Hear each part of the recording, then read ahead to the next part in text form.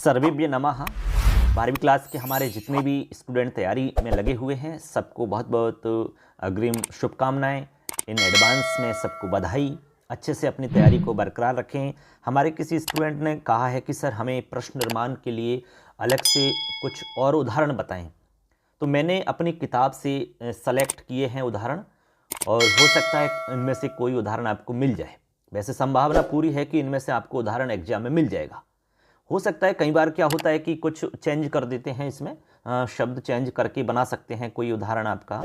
तो निश्चित तौर पे यदि आप इनको समझ जाते हैं तो मुझे लगता है कि आपका ये वाला प्रश्न गलत नहीं होगा। इससे पहले मैंने आपको एक तरीका बताया था एक वीडियो के अंदर कि कैसे प्रश्न निर्माण करते हैं, तो इसमें मैं तरीका नहीं बताऊंगा क्योंकि मैं ऑलरेडी बता चुका हूं। इसमें तो केवल मैं प्रैक्टिस करवाऊंगा आपको। आपकी बुक के उदाहरण है सारे के सारे पाठों से मैंने सेलेक्ट किए हैं, मुझे जो लगते हैं कि एग्जाम में आ सकते हैं वो मैंने यहाँ रखे हैं। चलिए दोस्तों शुरू कर लेते हैं, आपका समय खराब नहीं करेंगे। सबसे पहला हमारा उदाहरण है, देखिए, जगत सर्वम ईशावास्यम अस्ति। देखो इसमें जो प्रश्न आता है वो रेखांकित पद को आधार बना करके दिया जाता है। तो जिस पद के नीचे अंडरलाइन की हुई होती है उसी पद के स्थान पर आपको प्रश्नवाचक शब्द लिखना होता है बच्चों, ऐसे आप समझ सकते हैं। तो यहाँ पर अंडरलाइन हो रखी है जगत सर्वम। अब इसका अर्थ होता है कि यह संसार ईश्वर से युक्त है, यानी यह संपूर्ण संसार, जगत सर्वम यानी संपूर्ण संसार ईशावास्यमस्ति, ईश्वरमय है या ईश्वर से युक्त है। तो यहाँ पर हम क्या प्रश्न बनाएंगे? तो आप क्या करेंगे बच्चों, आप हिंदी में सोचेंगे। आप हिंदी में इसको प्रश्न सोचें कि इसका क्या प्रश्न बन सकता है। तो इसका प्रश्न बन सकता है कि ईश्वर से व्याप्त क्या है, ईश्वर से युक्त क्या है, या ईश्वरमय क्या है। ऐसा प्रश्न हमारे सामने आया और आपको पता है कि जगत सर्वम शब्द आपका नपुंसक लिंग का है। तो यहां पर आपको नपुंसक लिंग के आधार पर ही आपको किम शब्द का रूप लिखना होता है। तो यहां पर हम किम लिख देंगे, किम। तो यहां हमारा हो जाएगा किम। आप काफी के अंदर सिर्फ किम लिख सकते हो, कोई प्रॉब्लम नहीं है। आप चाहो तो पूरा वाक्य भी लिख सकते हो किम लिख करके, जैसे कि किम ईशावास्यमस्ति, फिर आपको ऐसे प्रश्नवाचक चिन्ह लगाना होगा पूरा वाक्य लिखोगे तो। यदि आप पूरा वाक्य नहीं लिखना चाहते हैं तो आप केवल किम लिख सकते हैं। दोनों ही स्थितियों में आंसर सही माना जाएगा।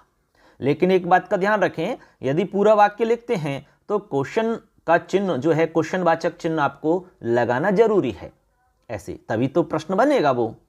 ठीक है बच्चों, तो यहां हमारा किम आ जाएगा क्योंकि ये नपुंसक लिंग का है। जैसी प्रकृति होगी शब्द की उसी के आधार पर हम लिंग वचन विभक्ति लिखते हैं। चलिए अगला क्वेश्चन है हमारा, देखिए 2 नंबर पे। ई है कर्माणि कुर्वन्नेव शतम समाह जिजि विषेत। देखिए कह रहे हैं कि इह यानी यहां, इत्यस्मिन संसारे या लोके कर्माणि कुर्वन्नेव, कर्मों को करते हुए ही 100 वर्ष तक जीने की इच्छा रखनी चाहिए। 100 वर्ष तक कर्मों को करते हुए ही। तो यहां पर अंडरलाइन हमारी कर्माणि के नीचे है, कर्माणि। अब यहां कर्माणि जो शब्द है आपका नपुंसक लिंग का शब्द है, ठीक है, और ये आपका बहुवचन का शब्द है बच्चों, बहुवचन का। तो हम हिंदी में सोचेंगे यहां पर क्या करते हुए 100 वर्ष तक जीने की इच्छा रखनी चाहिए भाई, क्या करते हुए।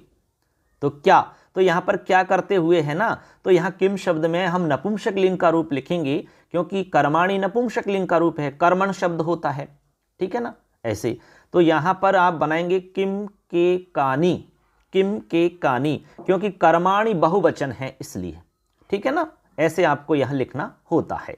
चलिए नेक्स्ट 3 नंबर पे है हमारा, देखिए 3 नंबर वाला पढ़ते हैं। असुर्या नाम लोका अंधेन तमसा वृताः, अंधेन तमसा वृताः। इसका मतलब क्या है भाई? इसका मतलब है कि असुर्या यानी असुर संबंधी होता है, ठीक है ना। असुर संबंधी या असुर नाम का जो लोक है, असुर संबंधी जो लोक हैं वो क्या हैं? अंधेन तमसा वृता। यहां पर आ है यानी कि जो एस के से चिन्ह लग रहे ना, ये आ है ऐसे, फिर इसको आप बोलेंगे आवृताः, अंधेन तमसा आवृताः, यानी असुर संबंधी जो लोग हैं वो अज्ञान रूपी महान अंधकार से आवृत हैं, मतलब ढके हुए हैं, महान अज्ञान रूपी महान अंधकार से ढके हुए हैं, ऐसा इसका मतलब है। तो किससे ढके हुए हैं, ऐसा हमारे सामने प्रश्न बनता है। आप हिंदी में सोचोगे तो आपको ज़्यादा मतलब आसानी रहेगी बनाने में। तो हमने देखा भाई किससे ढके हुए हैं, तो यहाँ पर देखेंगे अंधेन, अंधेन में तृतीया है, तमसा में भी तृतीया है, ये विशेषण विशेषण है दोनों शब्द, अंधेन और तमसा। तो यहाँ पर आप लगाएंगे तृतीया का रूप, अंध शब्द आपका देखो अंधेन के आधार पे आप लगाएंगे केन, क्या लगाएंगे केन, तो यहाँ लिख देंगे केन, ठीक है, केन काव्याम कही, तो केन हो जाएगा हमारा, ऐसे कोई दिक्कत नहीं है, बना सकते हैं, कोई दिक्कत नहीं है। आपको किम शब्द याद होना चाहिए बच्चों, प्रश्न निर्माण के लिए किम शब्द तो कंफर्म याद होना चाहिए। वैसे और भी शब्दों की आवश्यकता हमें पड़ती है, बट सबसे ज़्यादा आवश्यकता किम शब्द की होती है, तीनों लिंगों में याद करना है। अगला देखो 4 नंबर, अंधन तमः प्रविशन्ति ये विद्याम उपासते, ये अविद्याम उपासते। देखिए ये कह रहे हैं कि अंधन तमः प्रविशन्ति, अंधन तमः का मतलब गहन अंधकार में प्रवेश करते हैं, जो अविद्याम उपासते, जो अविद्या की उपासना करते हैं। जो लोग अविद्या की उपासना करते हैं वो गहन अंधकार में प्रवेश करते हैं, गहन अंधकारे प्रविशन्ति। ये जनाः अविद्याम उपासन्ते ते कुत्र गच्छन्ति कुत्र प्रविशन्ति ते गहन अंधकारे प्रविशन्ति इति तात्पर्यमस्ति, ऐसा इसका मतलब है। अब यहां प्रश्न हिंदी में सोचिए कि गहन अंधकार में कौन प्रवेश करते हैं, कौन, जो अविद्या की उपासना करते हैं, ऐसा हमारे सामने उत्तर आएगा। तो हम यहां पर प्रश्न बना रहे हैं ना, तो कौन, तो आपको यहां बहुवचन लिखना है, क्योंकि ये जो है ना ये आपका बहुवचन का रूप है, इससे अंदाजा लगाइए आप।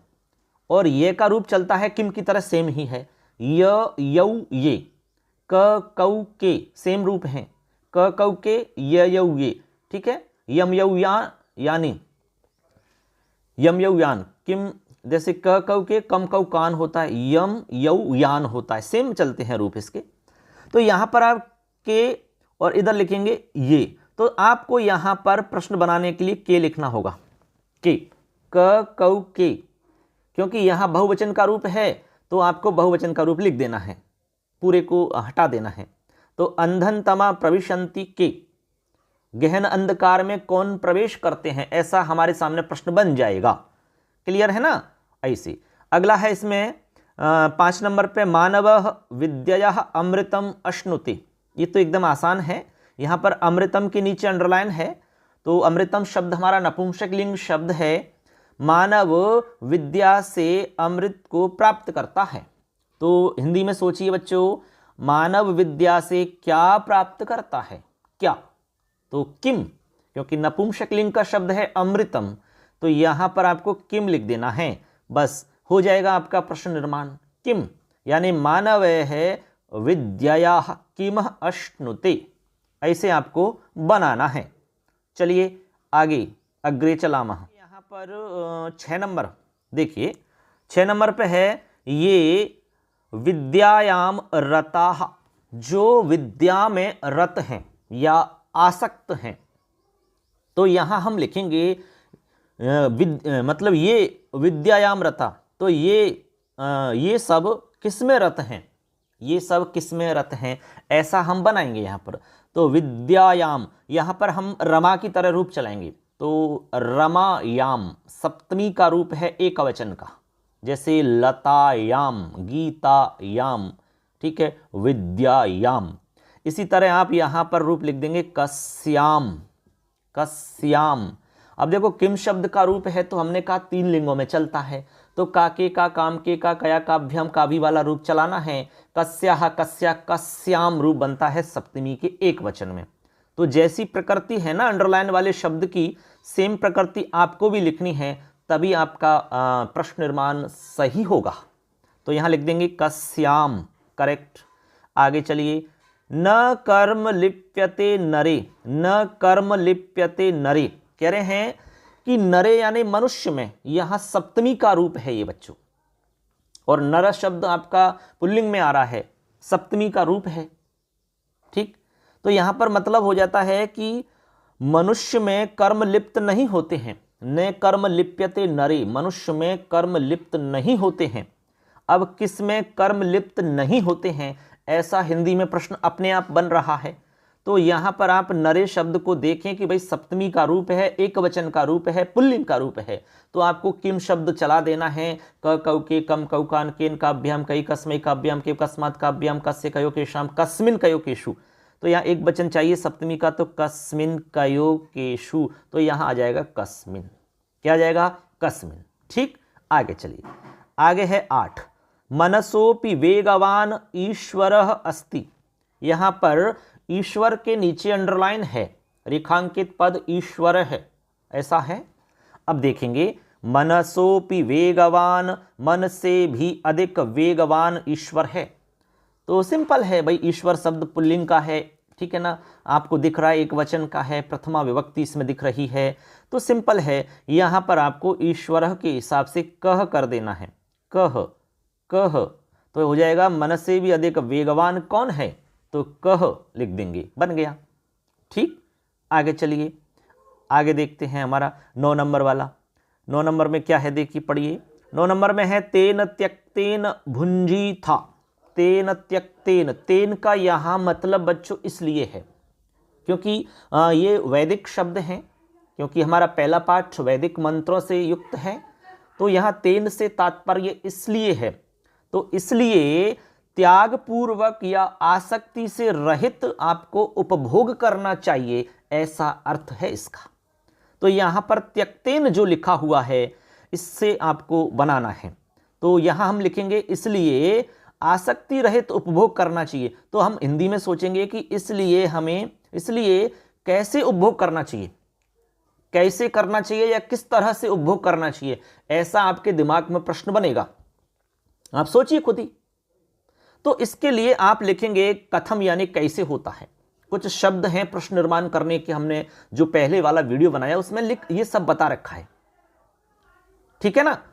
तो यहां आप लिखेंगे तेन कथम भुंजीथः, इसलिए कैसे उपभोग करना चाहिए, तो उत्तर हो जाएगा आसक्ति रहित उपभोग करना चाहिए। बना सकते हो बच्चों, कोई प्रॉब्लम नहीं है, मस्ती के साथ में समझना है, सीखना है, कोई दिक्कत नहीं है, ज़्यादा टेंशन लेने की आवश्यकता नहीं है, ठीक है। परेशान होकर के टेंशन लेकर के पेपर दोगे तो आपका पेपर खराब होगा, मैंने आपको पहले भी कहा था।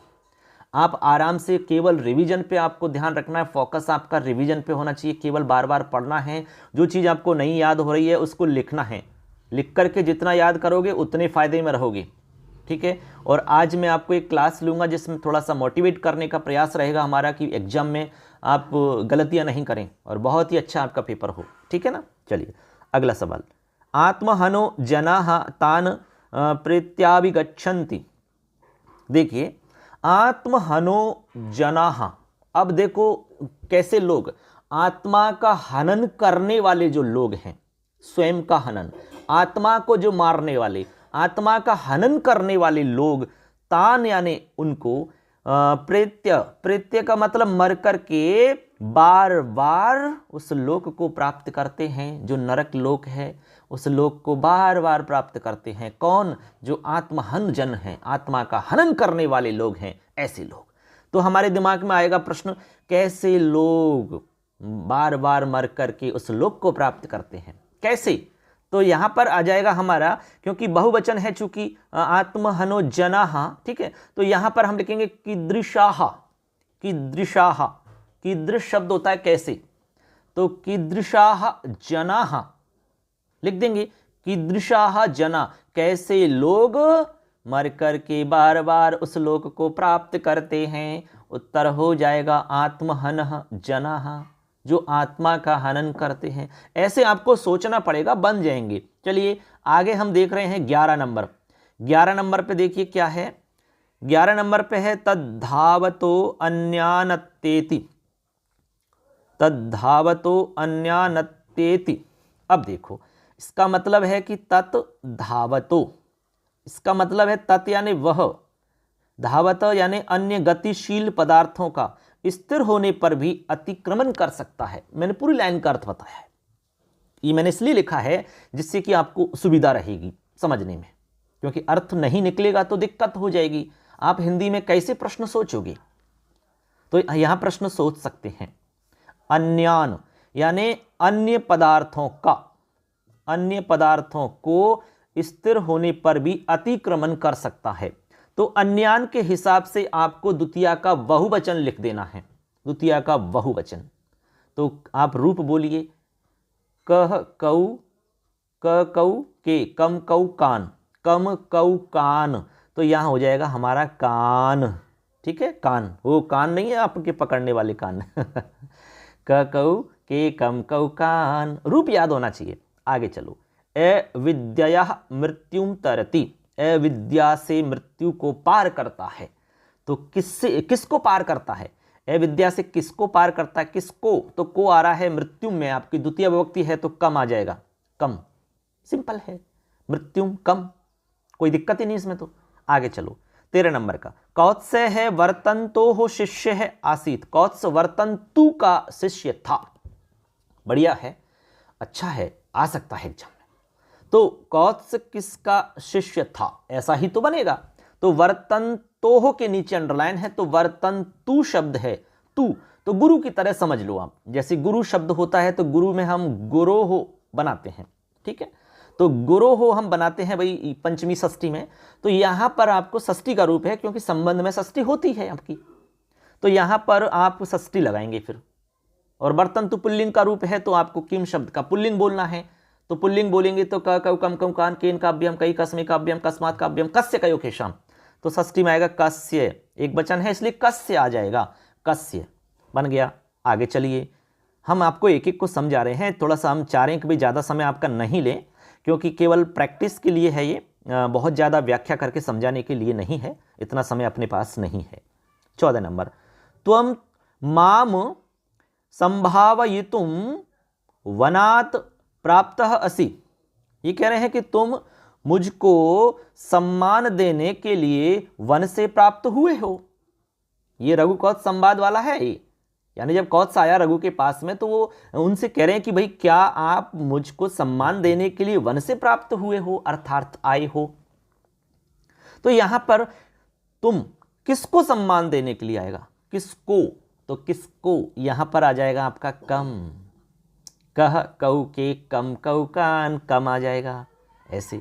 आगे चलो, सूर्य तपति, सूर्य के तप्त होने पर यानी उदय होने पर अंधकारः भवितुम नार्हति, अंधकार नहीं रह सकता। जब सूर्य दिखाई देने लगता है, सूर्य निकल जाता है, ठीक है ना, तप्त हो जाता है, उस समय अंधकार की औकात नहीं कि वो रुक सके ऐसी। तो कब अंधकार रुक नहीं सकता, कब, सप्तमी के योग में हम कब भी कदा का प्रयोग भी कर सकते हैं, ये उस उदाहरण के भाव के आधार पे हमें देखना होता है, ठीक है ना, ऐसे। तो यहां पर हम लिखेंगे कदा, सूर्य तपति को हटाएंगे, वहां लिखेंगे कदा अंधकार भवितुम नार्हति, कब अंधकार रुक नहीं सकता है, ऐसे। समझ रहे हैं बात को? आगे चलिए, आगे है हमारा देखिए 16 नंबर, 16 नंबर को समझते हैं। देखिए, त्वया गुरोः अशेषम ज्ञानम प्राप्तम, ठीक है, कह रहे हैं कि तुम्हारे द्वारा गुरु से अशेष ज्ञान प्राप्त किया गया है, जिसमें शेष बचा ही नहीं कुछ, ऐसा ज्ञान प्राप्त किया है। तो सिंपल है, क्या प्राप्त किया, ज्ञानम, तो ज्ञानम नपुंसक का है तो किम शब्द का रूप आ जाएगा किम, सिंपल है एकदम, किम, ठीक। आगे देखो, त्वयि नाथे प्रजानाम अशुभम नास्ति, कहा कि हे, मतलब तुम्हारे जैसे स्वामी के होने पर प्रजा का अशुभ नहीं हो सकता। तो किन का अशुभ नहीं हो सकता, किन का, प्रजा नाम, प्रजा का या किसका या किन का, यहां बहुवचन का रूप है प्रजा नाम, और प्रजा नाम षष्ठी का बहुवचन का रूप है बच्चों, तो हमें यहां पर षष्ठी का बहुवचन ही लगाना है।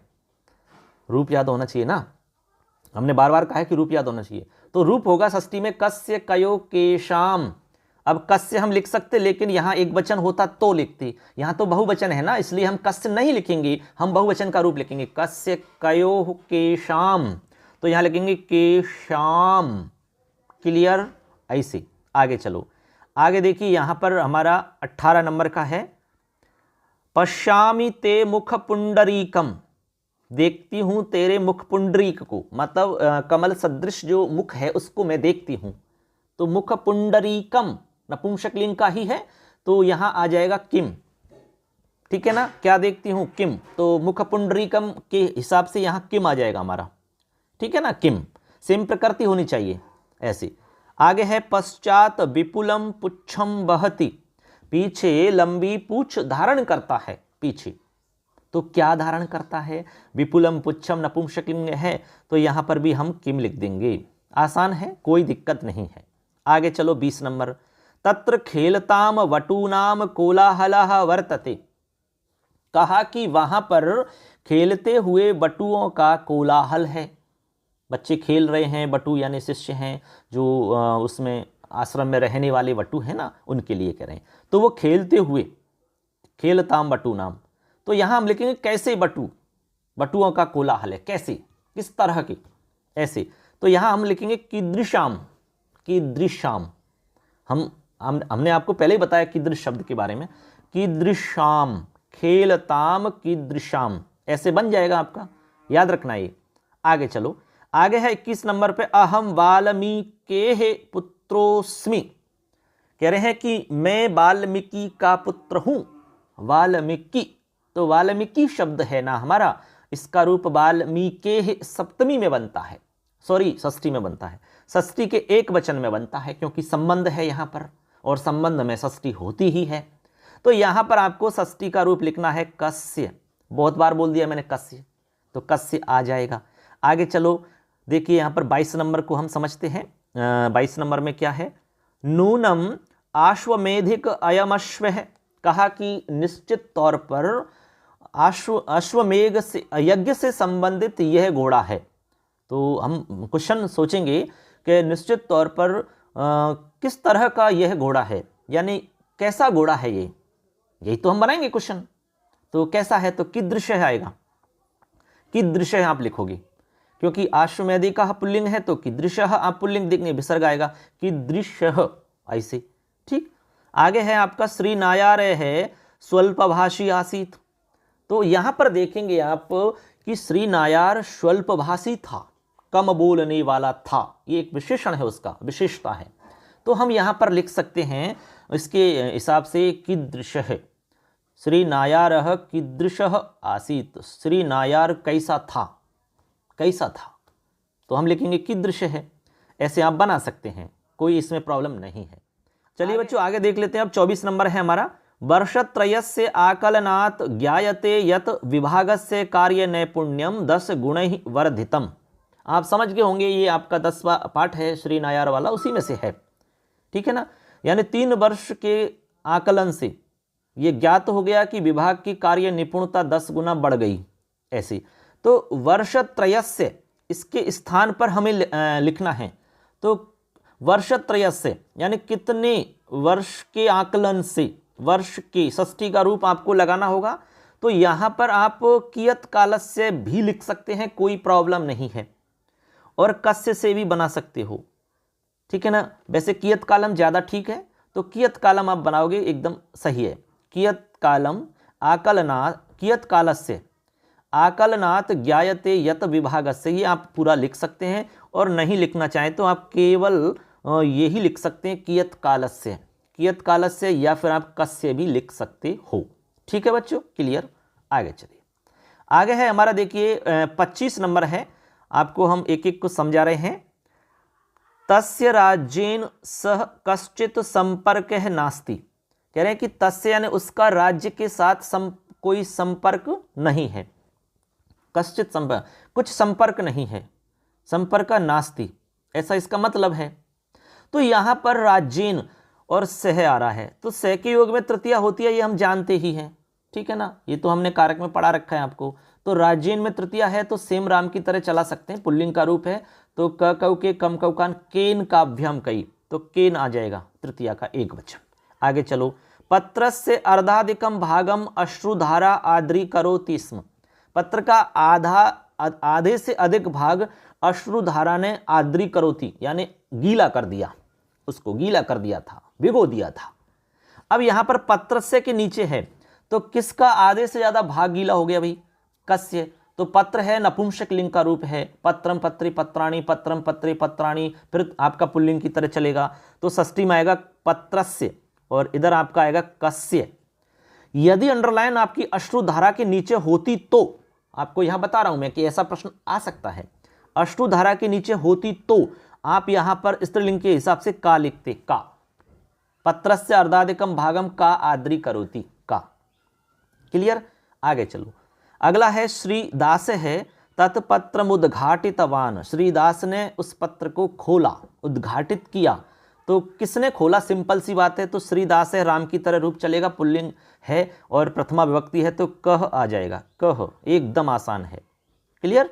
ऐसे आगे चलो, अगला है 28 नंबर, भगवान त्वाम दीर्घ जीवनम कारयतु। भगवान तुमको दीर्घ जीवन करे। ये श्री नायार वाला पार्ट है तो पत्र के लास्ट में ये लाइन लिखी हुई है, लास्ट लाइन है ये, भगवान तुमको दीर्घ जीवन करे। तो भगवान किसको दीर्घ जीवन करे? तो यहां पर इस भाव के आधार पे हम कम लिख देंगे, कम। कह कऊ के कम कऊ कान, कम। आगे है योगः कर्मसु कौशलम। योग कर्मों में कुशल, जो कौशल है ना वही योग है। ठीक है, कौशल योग है, कर्मसु यानी कर्मों में जो कुशलता है वो योग है। तो किन में? तो केशु आ जाएगा, कर्मसु सप्तमी का रूप है और यहां पर हम सप्तमी का रूप लिखेंगे फिर। ठीक है ना, तो यहां लिखेंगे केशु, केशु, कस्मिन कयो केशु, ऐसे लिखेंगे। ठीक है ना, पुल्लिंग का ही है ये, तो पुल्लिंग में तो केशु ही बनता है आपका, कोई दिक्कत है ही नहीं। आगे है कुप्यंती हितवादी ने राजा ने है। ठीक है, जो हितवादी लोग होते हैं उन पर राजा कुपित होते हैं। तो कौन होते हैं भैया? तो राजा का रूप याद होना चाहिए, राजा, राजानौ, राजा ने, प्रथमा व्यक्ति का बहुवचन का रूप है। तो आपको पुल्लिंग में लिख देना के कऊ के, आपको लिख देना के, हो गया। आगे चलिए, आगे देखिए यहां पर हमारा है सन्मित्रम पापात निवारयति। जो अच्छा मित्र होता है ना वो पाप से दूर करता है, निवारण करता है पाप से। तो यहां पर पंचमी का एक वचन है तो कस्मात आ जाएगा, कस्मात। क्लियर? आगे सतकवि ही शब्दार्थ अपेक्षते। जो सतकवि है वो शब्द अर्थ दोनों की अपेक्षा करता है। तो किसकी, किनकी करता है? शब्द अर्थ। तो यहां पर कऊ आ जाएगा, क्योंकि द्विवचन का है, राम है रामऊ, तो के कऊ, कऊ आ जाएगा। ऐसे है षड्विधम प्रीति लक्षणम। प्रीति के 6 लक्षण हैं, तो कितने लक्षण हैं? तो कतिविधम आ जाएगा, कतिविधम लक्षणम प्रीति लक्षणम। आगे है दूरस्थितानां मैत्री नश्यति। दूर स्थितों की मैत्री नष्ट हो जाती है। जो दूर स्थित लोग हैं उनकी जो मित्रता है वो फ्रेंडशिप जो होती है वो खत्म हो जाती है, नष्ट हो जाती है, ऐसा इस वाक्य का मतलब है। तो यहां पर हम सोचेंगे भाई किन की? तो यहां पर दूरस्थिता नाम, षष्ठी का बहुवचन का रूप है तो हम केशाम लिखेंगे, कस्य कयो केशाम, षष्ठी का केशाम आ जाएगा। आगे है आपका देखिए पृथिव्याः सप्त भेदाः सन्ति। पृथ्वी के 7 भेद हैं, तो सिंपल है, संख्या आएगी तो कति लिखेंगे आप, तो यहां पर आ जाएगा कति।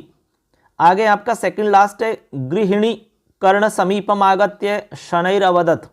यहां पर है जो गृहिणी है पत्नी, कान के समीप में आकर के धीरे से बोली। तो यहां पर कौन बोली? तो गृहिणी स्त्रीलिंग का रूप है तो आप लिखेंगे का, कौन, कान के समीप आकर के धीरे से बोली। अब समझ गए होंगे, ये आपका किंतु कुटिलता वाला पाठ है ना, चोर घर में घुस गया तब पत्नी धीरे से कान में बोली, ऐसे समझ गए होंगे आप। आगे है हमारा लास्ट है, देखिए बच्चों, चित्तवृत्ति निरोधः योगः कथ्यते। चित्तवृत्तियों का निरोध योग कहलाता है। तो क्या योग क्या कहलाता है? तो कह आ जाएगा, कह योगः कथ्यते, योग क्या है, ऐसे भी आप इसको कर सकते हैं। ठीक है, चित्तवृत्ति निरोधः योगः, तो हम कहेंगे योग क्या है। तो ये शब्द हमारा क्या है? पुल्लिंग का है, इसलिए हम यहाँ पर पुल्लिंग का ही लिखेंगे। तो कह योगः कथ्यते। इस तरह से बच्चों हमने यहाँ पर आपको 37 उदाहरण जो हैं मोस्ट हमारे हिसाब से आपकी बुक्स से ही हमने सेलेक्ट किए हैं और पूरा विश्वास है कि इनमें से आपको मिल जाएंगे। ठीक है, हो सकता है कुछ छोटा मोटा परिवर्तन होके आपको मिले, तो आप कर सकते हो यदि आपने ये अच्छे से सुने हैं और देखे हैं।